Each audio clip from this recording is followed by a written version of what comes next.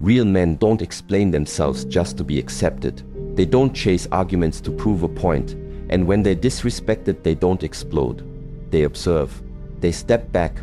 They let silence speak for them. Because nothing cuts deeper than a man who doesn't flinch. The one who owns the frame is the one who doesn't need to defend it. This isn't weakness, it's precision, it's presence. And this is how real men deal with disrespect, not with noise, but with quiet, unshakable power. Arguing is a loss of position, not a show of strength. The moment a man steps into an argument, he steps out of his frame, not because words are weak, but because reaction is. Arguing is the behavior of a man who's already on defense. It's what happens when you start valuing being right more than being rooted. When you feel the need to convince, to explain, to prove, to set the record straight, you've already lost something deeper than the point you're trying to make. You've lost your position. You've lowered yourself. You've stepped out of presence and into performance. And in that performance, you surrender control. Not just of the moment, but of yourself. Because now you're no longer leading the energy, you're matching it. And what you match, you validate. Arguing is not leadership. It is negotiation with chaos. And a man doesn't negotiate his presence. He doesn't argue with emotional bait. He doesn't let tone, volume, or disrespect pull him out of alignment. He observes. He decides. And if the space no longer reflects his standard, he exits. Not to avoid conflict, but to win it in the only way that matters, through control of self.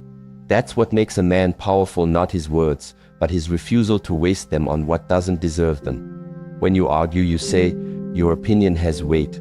When you argue, you admit, this situation controls my nervous system. But when you go still, when you go quiet, when you walk instead of react, you deliver a message that can't be twisted, misquoted, or ignored. That message is simple. I do not participate in energy beneath me. You don't prove your value. You embody it. And those who cannot recognize it are simply not meant to be near it. Your power isn't in proving your truth, it's in living it. And when you walk in that truth without flinching, without apologizing, without defending, the world begins to organize itself around your presence. The wrong people fall away. The right ones lean in, not because you chased approval, but because you commanded respect through stillness. That's the real polarity. That's the unshakable masculine energy a woman feels before you ever open your mouth. Understand this. Arguing is the bait. It is the first test of whether you are self-led or other-led. Whether you can hold your frame while someone throws emotional chaos at your feet. Whether you can stay rooted in clarity without needing to be understood. Most men fail this test. They get loud. They get triggered. They try to fix, to correct, to control. But the man who's done the work, who has structure in his mind and order in his breath, he sees the play before it starts. He doesn't rise. He doesn't explain. He doesn't match noise with noise. He simply leaves the battlefield entirely. Because he knows what every truly powerful man knows. The second you argue, you've made someone else's chaos your problem. You were not born to explain your worth. You were born to walk in it. You don't argue with noise. You remove your energy from it. That removal is power. That silence is weight.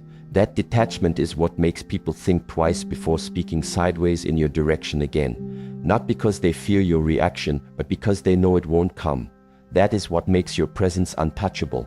That is what keeps your respect intact, not just in their eyes, but in your own. So don't yell, don't match, don't explain. Just walk, calm, clear, complete.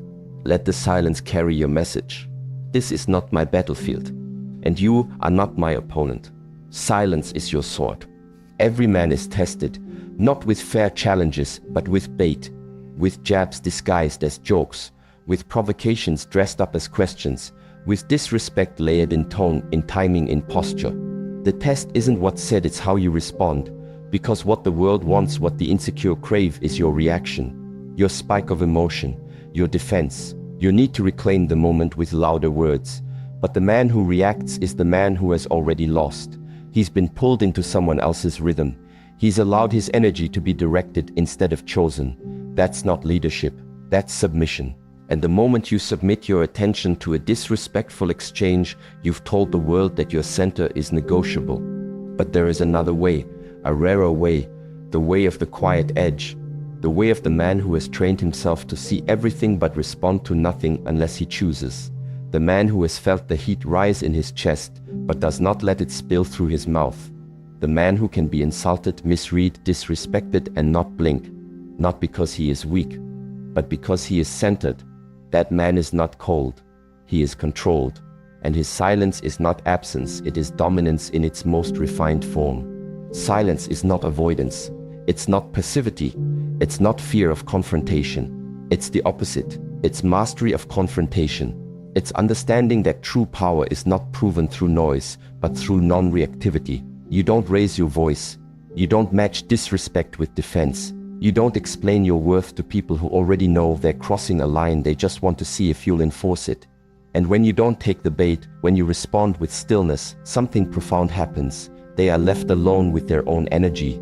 And that silence, it's deafening to the insecure. They fidget, they squirm, they talk more. They fill the space trying to regain rhythm. But you are not moved. And that immovability becomes your most commanding presence. A man who can be still when others lose control becomes the most powerful presence in any room. Not because he's intimidating, but because he is unreachable. And that silence, calm, focused, unshaken, is sharper than any retort. It's not retreat. It's not weakness. It's strategy. You look once, you say nothing, you move on. Not because you didn't feel the moment, but because the moment wasn't worth your energy. And that quiet rejection, that refusal to engage, that's what reclaims the frame. That's what shifts the power. That's what commands respect without asking for it. Understand this. Anyone can shout. Anyone can clap back. Anyone can match insult with insult. But that's not strength. That's reaction. And reaction is cheap. It's available to everyone. But silence, controlled, intentional silence, that's rare. That's a discipline. That's a sword too sharp to be seen, only felt. It slices through ego. It exposes insecurity. It says without words, you do not move me, you do not define me, you do not deserve my energy. So carry that silence like a weapon. Let it be your edge, let it be your filter, let it be the boundary that no one crosses twice. Don't use it to punish, use it to protect, use it to preserve your direction.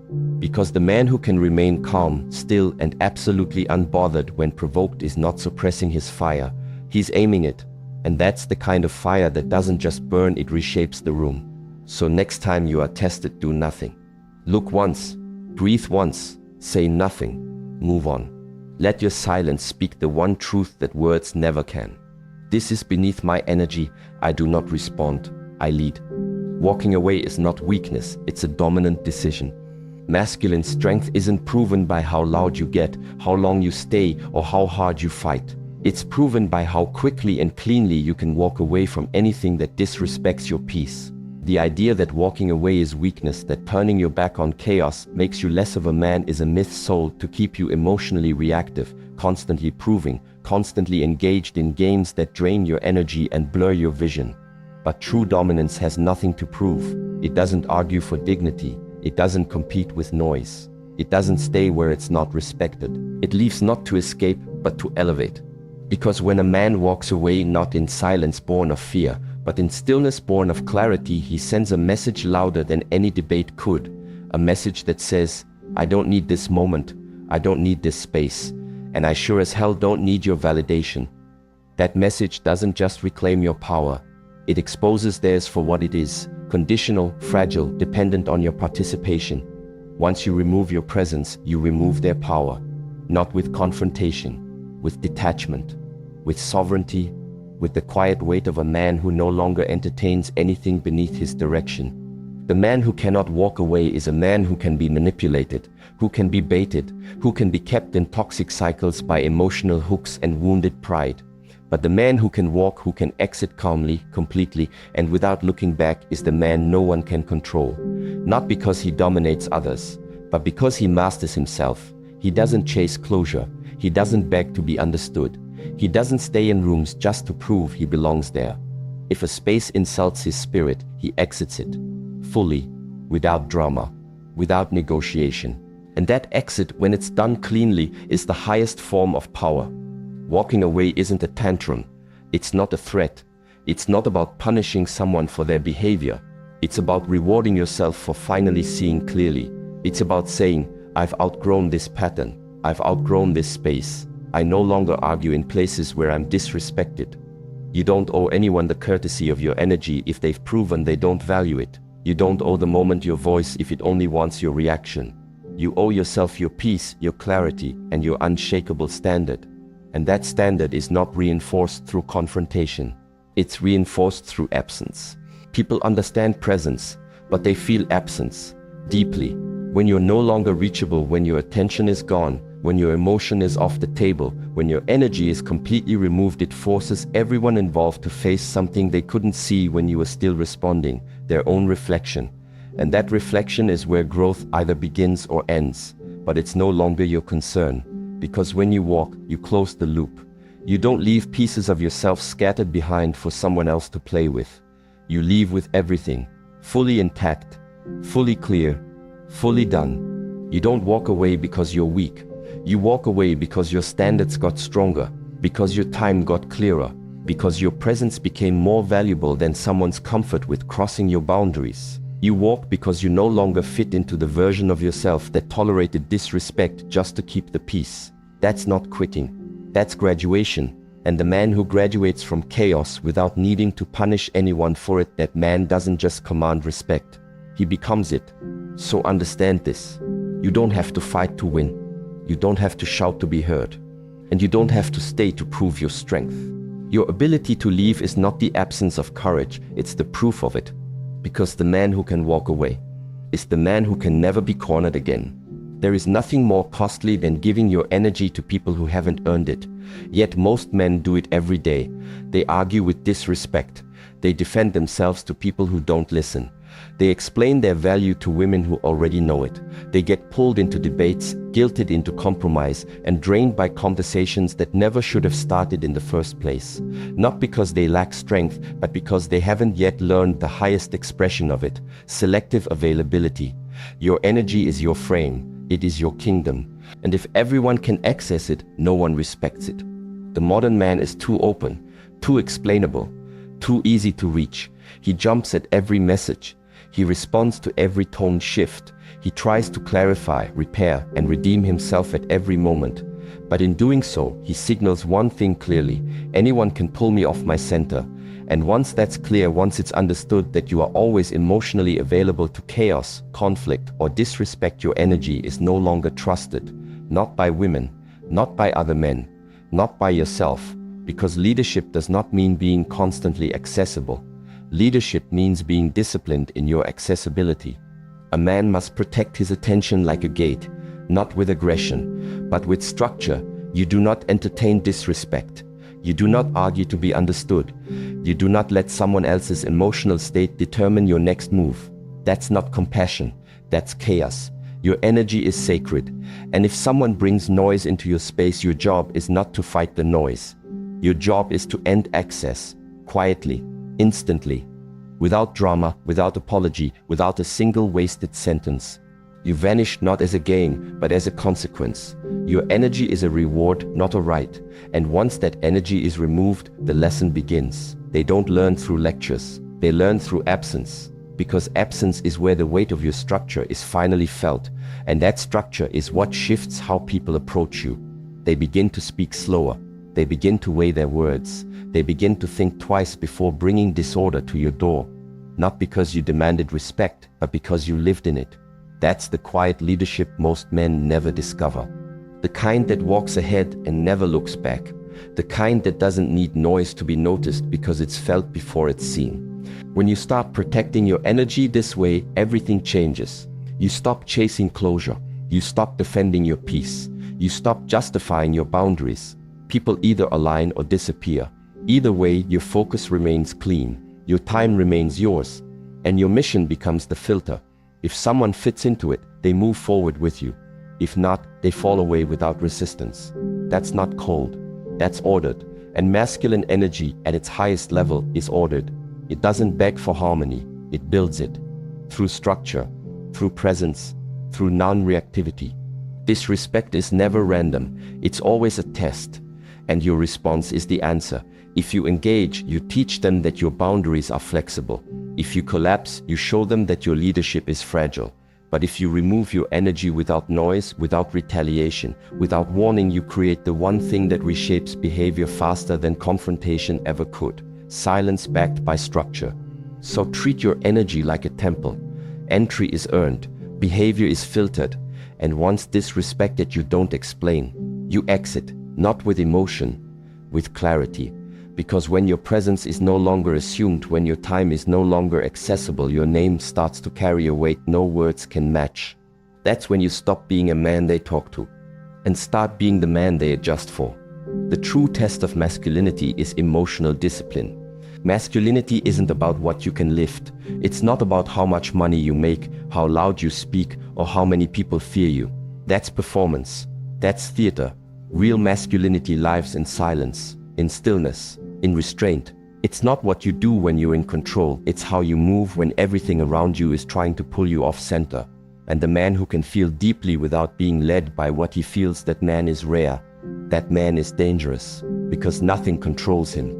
This is what most men never learn. They chase strength in the outer world. They build bodies, they stack wins, they conquer women. But inside, they're reactive, they're chaotic, they're addicted to attention, quick to anger, quick to defend, always trying to prove something. And the truth is, if your peace can be taken by someone's tone, by someone's opinion, by someone's disrespect, you're not strong. You're just covered in armor. Armor that falls apart the second someone touches your wound, and wounds that haven't been faced always leak. They leak through overreaction, through over-explaining, through needing to be seen, to be right, to be validated. But a man who's done the work, a man who's trained his nervous system, he doesn't speak to prove. He doesn't move to be liked. He doesn't argue to gain control. His control is internal. His power isn't reactive, it's responsive. Disrespect doesn't rattle him, it reveals him. It shows where ego used to live, where old insecurities still flicker. And when he sees it, he doesn't fight back. He learns, because he understands that emotional discipline isn't about shutting off emotion, it's about commanding it. Not through suppression, but through structure. You are not weak for feeling. You are weak for being led by those feelings, for letting a moment of discomfort derail your presence, for letting someone else's projection determine your identity. That's not power, that's fragility. And fragility dressed as force always collapses when pressure hits. But when you own your state, when you feel the heat rise, when you feel the pull to speak, to explain, to lash out, and instead you breathe, you observe, and you choose, you rise above the entire frame. You exit the trap, you become untouchable. Disrespect is always a test, not of your tolerance, but of your awareness. Most men think they win by confronting it, by clapping back, by asserting dominance. But the man who truly wins is the one who sees the invitation and declines it, not from fear, but from clarity, because his energy is too valuable to hand out. His presence is too disciplined to be disrupted. He's not avoiding conflict, he's selecting his battlefield. And 99% of the time, that battlefield isn't even worth stepping onto. So let them speak, let them project, let them stir the pot, let them drown in their own chaos. You don't move, you don't fold, you don't react. You stay composed not because you're suppressing, but because you're commanding. And that command, that silent, sharp, sovereign command of self, that is masculinity, not built in gyms, not proven in fights, but forged in the quiet moments where you could have lost control and didn't. That is what earns trust. That is what earns respect. That is what earns legacy. Not how you flex when things go your way, but how still you remain when everything tries to pull you out of your frame and fails. The man who argues is still playing the game, still seeking validation, still proving, performing, participating in energy that belongs beneath him. He wants to win. But by the time he's raising his voice, defending his name, trying to teach a lesson, he's already lost something far greater than the argument. He's lost himself. Because when you argue, you're admitting that your state is up for grabs, that your energy is reactive, that your peace is dependent on how others treat you. And a man who gives his power away like that, he may feel strong in the moment, but it's borrowed strength, temporary, loud, fragile. The man who walks away doesn't walk out of weakness. He walks out of completion. He's already won, not because he beat the other person, but because he refused to be baited, because he saw the test for what it was, a distraction, an invitation to descend into noise, into chaos, into ego, and instead of stepping in, he chose stillness. He chose clarity over closure, direction over drama, peace over proving. And that choice, that calm, clean, unwavering choice, is the move most men are too insecure to make, because it requires real power. Not the kind that dominates others, but the kind that governs self. You do not need to explain your worth. That's what men do when they don't believe they're enough, when they still need others to reflect their value back to them. But if you know your value, you live it, you walk in it. You become so rooted in it that silence becomes your shield, absence becomes your message, and presence becomes your reward, not something you hand out, but something others earn. Because energy that is freely available is never respected, but energy that is controlled, clean, and scarce, that energy reorders the room, without effort, without words. You don't need to destroy someone who disrespects you. That's ego. That's emotional immaturity masked as strength. You don't need revenge. You don't need a louder voice. You don't need to outmaneuver them in front of an audience. You leave. You remove your attention, your presence, your energy. And that absence will teach them everything your words never could. It will expose what they never saw when you were still giving, still explaining, still showing up. Because people don't learn from being told, they learn from what they can no longer touch. We live in a world addicted to reaction, to opinion, to noise. Everyone has something to say. Everyone's in a rush to be heard. But the man who doesn't play that game, the man who speaks little, moves slow, and guards his energy like a king guards his kingdom, that man is felt, not noticed, felt. His calm cuts deeper than confrontation. His restraint hits harder than retaliation. Because his stillness is not empty. It's earned. It's trained. It's the result of knowing that you don't need to control every room, you only need to control yourself. Stillness is rebellion. In a world that rewards chaos, it is the rarest discipline, and the men who master it, they don't just win battles, they end them before they begin. Because you can't fight what won't engage. You can't move what won't flinch. You can't break a man who isn't holding on to anything for you to take. So let the noise rage. Let the ego push. Let the world try to provoke you into becoming a version of yourself that no longer exists. You remain still. Not because you're emotionless, but because you've mastered direction. And the men who master direction, master the game.